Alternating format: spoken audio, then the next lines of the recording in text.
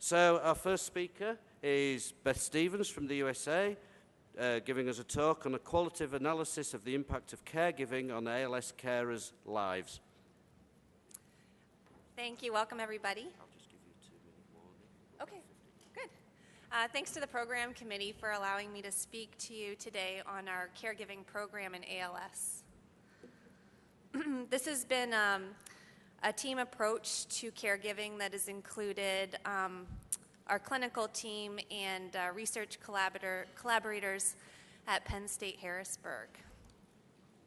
I thought this is a really nice picture that shows caregiving. This is in Washington, D.C. at National Advocacy Day, and you see a woman with ALS and her husband, and you can just see the love between these two individuals.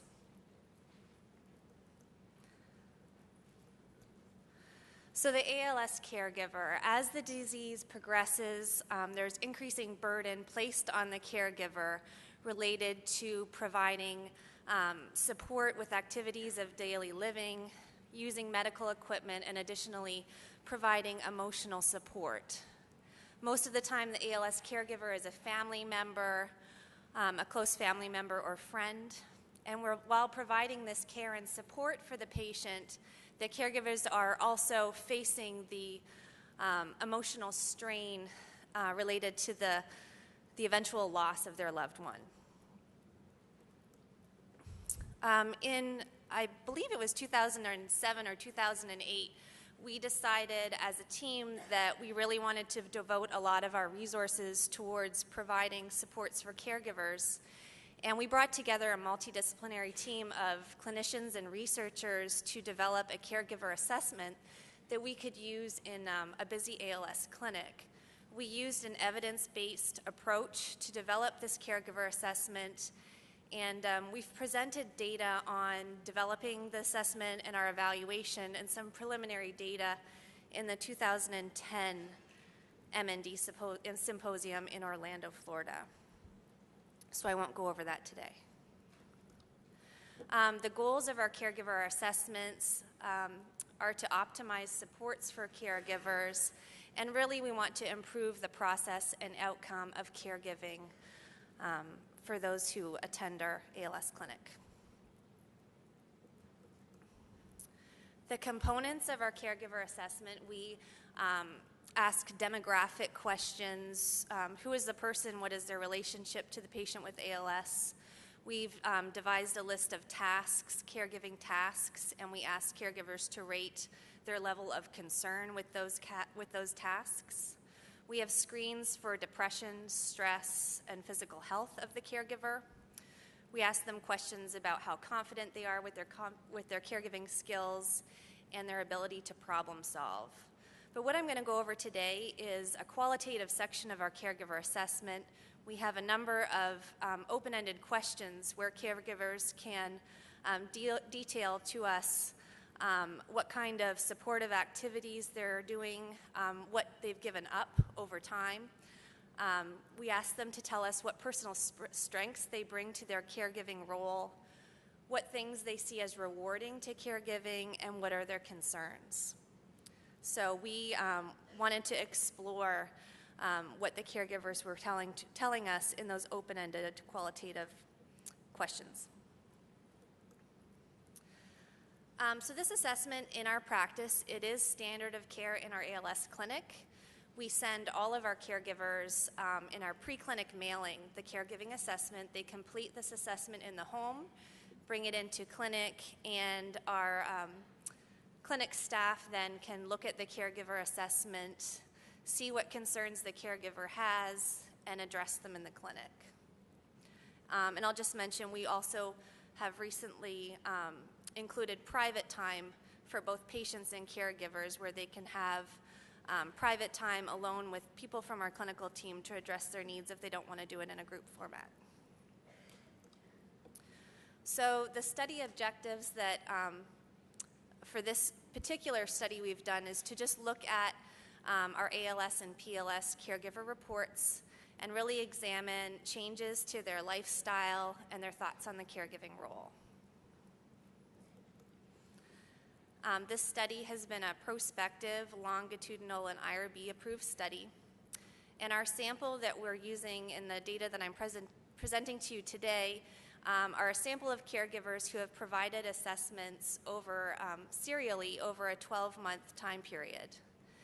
And in this study, we performed qualitative and thematic analysis of open-ended assessment questions. So we reviewed the open-ended questions in the assessment, tried to pull out themes that we saw within the data, and then used frequency counts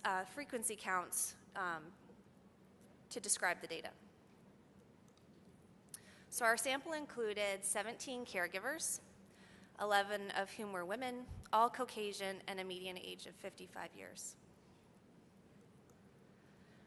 The first question that we asked caregivers is related to lifestyle changes. We've noticed a lot of caregivers give up supportive activities, and actually 9 caregivers of the 17 cited giving up supported activities, and that was mentioned a number of times. What they're giving up is time spent in social activities, time spent with family and friends, and they also noticed that their lifestyle changed and that it was no longer very spontaneous, and they really reduced the amount of time they spent in travel. These activities most frequently are stopped because of time and also needing to provide caregiving tasks. And I've pulled out some excerpts from the assessments which I think describe these themes. So one caregiver says, "I'm unable to leave him alone for more than short periods of time." And another caregiver mentioned, "There are activities that I enjoy, but I only do them as time permits."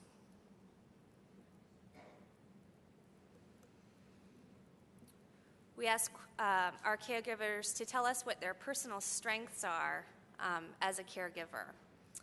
The top 3 themes that came out of this data: caregivers acknowledge that they have the good knowledge and skills, that they're very resourceful and have organizational skills, and they bring a positive attitude to their caregiving role. So as you can see with the 17 caregivers, these themes are being mentioned quite frequently. And these are some nice excerpts. "I feel that we are a partnership. He has the disease and I am the support person. We are in this together and we have very good communication. My love for X, patience, listening, mostly able to live in the now and not worry too much. My desire to create a happy and safe environment for him, efficiency, finding the best way to do things, and positive attitude, never allowing X to think he's a burden."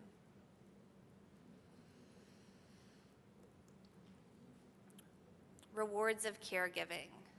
Caregivers are telling us that they see a lot of rewards in having this role, including being able to spend time with loved ones, having the ability to care for someone that they love, and seeing that person's happiness. Putting a smile on their face and or happy crying for doing something unexpected but needed. Making her feel good, just wanting to be together. My ability to help and his appreciation of my efforts. I think through all of these, the data that we look through, you can really see a theme of love in caregiving. And the caregivers just really want to communicate that with our clinical team. And finally, we ask caregivers about what concerns they have about their caregiving role. And the number 1 theme that came out of that is the ability to continue to provide care, noting lifestyle changes, including being on 24-hour call and the potential that they might need to change residence, or perhaps their loved one might need to change residence, and maintaining work-life balance.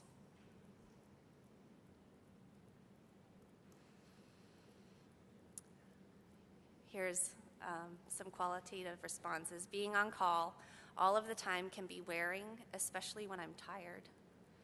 Getting enough rest and maintaining my own good health, and not having the time during the weekdays to care for her properly because I'm working full-time.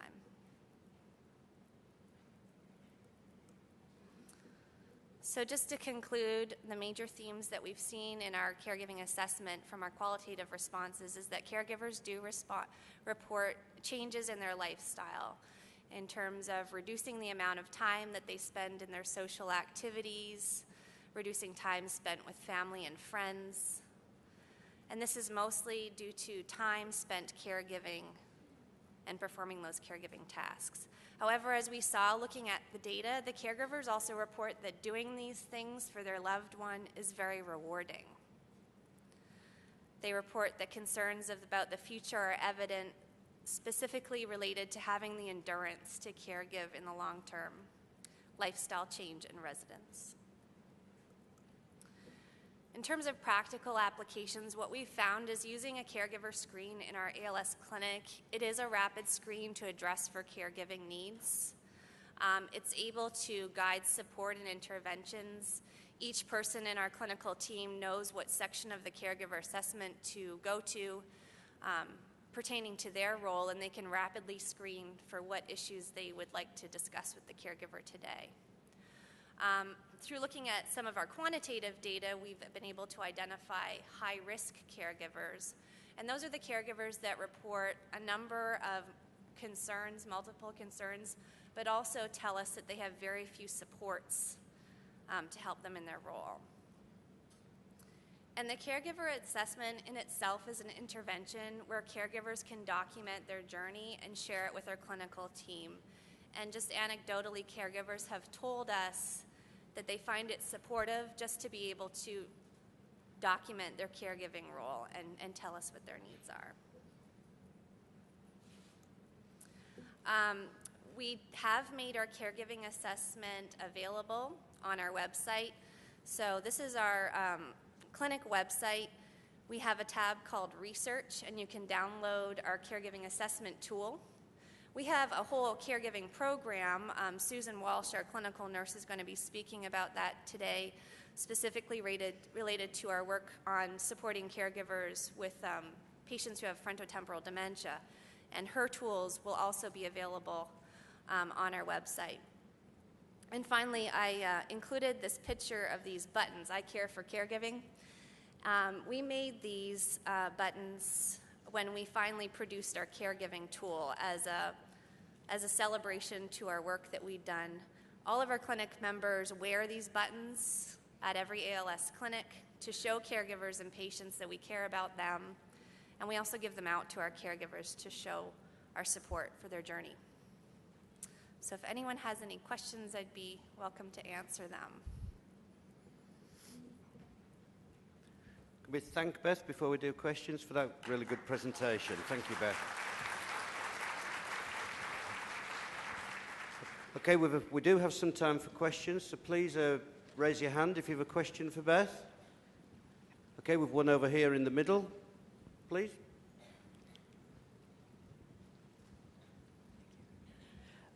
Thank you, Helen. I'm curious, when you separate the caregiver and the patient in the clinic, who meets with the caregiver and who meets with the patient at the same time? So our clinic is set up that everybody is together for the ALS clinic appointment, but what we have started to do when our nurse, Sue Walsh, first meets with them, she just simply says, does anyone need private time today? Sometimes they say, yes, I do, and sometimes they're like, no, we're okay. So when she asks that question, someone says, yes, I want private time, we just say, well, who would you like to speak with? And then we have a room available that at some point during their clinic time, they can go out and speak to whichever team member they want to speak with. So it's been really great. Thanks. I had a question down at the front here. Thank you very much for that. I just wondered if you could give any flavour of what sense you think it's made a difference in you knowing these things in clinic and collecting this data. I think it's a lot more efficient for our ALS clinic to be able to ask up front, what are your concerns? You can think about your concerns at home before you come here, and we're able to just target right on what they need to talk about rather than, exploring everything. If their major concern is a social work task, that's where we can devote a large chunk of their time to. Okay, thank you. And in the middle? Do you have any follow-up with the caregivers after the loved one dies? And for how long if you follow up with them? Can you repeat? Yes. Do you have any follow-up with the caregivers after the loved one dies? Do we continue to work with our caregivers after the Yes. patients die? Yes. Not usually, right? Or Sue?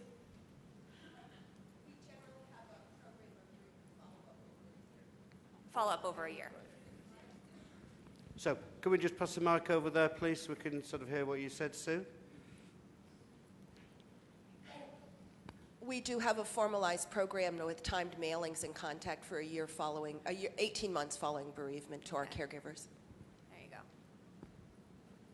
Further questions? Okay, we've got one at the back.